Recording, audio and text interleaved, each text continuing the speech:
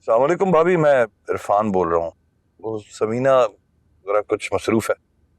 अच्छा किया इरफान, तुमने मेरी कॉल रिसीव कर ली। मैं तुमसे बात करना चाहती थी। एक बाप होने की हैसियत से तुम्हें पता होना चाहिए तुम्हारी बेटी क्या कर रही है। क्या मतलब? मतलब ये कि मुझे नहीं पता था कि तुम्हारे इस बीमार जिस्म में एक शातिर दिमाग है।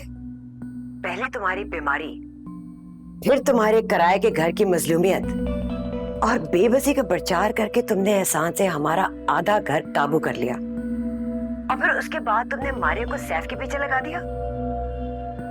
तुम अच्छी तरह जानते हो कि एहसान के बाद सब कुछ सैफ का है, और मारियो और सैफ की शादी का तो मतलब ये है कि ये पूरा घर और बिजनेस के शेयर में उसका भी हिस्सा होगा।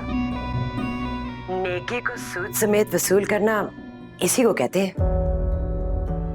बाखुदा भाभी, मैंने ऐसा कुछ नहीं सोचा ना। मैंने कभी अपनी बेटी को ऐसा कुछ करने को कहा है।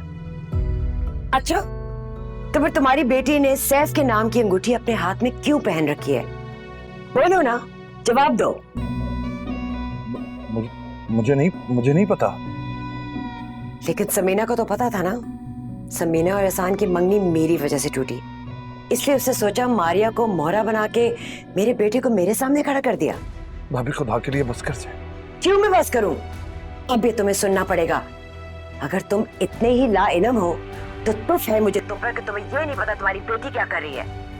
जिस घर में वो रह रही है वहीं इश्क लड़ा रही है। ना उसे अपनी बाप की इज्जत का ख्याल है, ना ताया और फूफा को कोई रो भी नहीं। और मैं तो किसी गिनती में भी नहीं आती। यही है ना वो फर्मा बरदार बेटी जिसकी काबिलियत के तुम गुण गाते हो।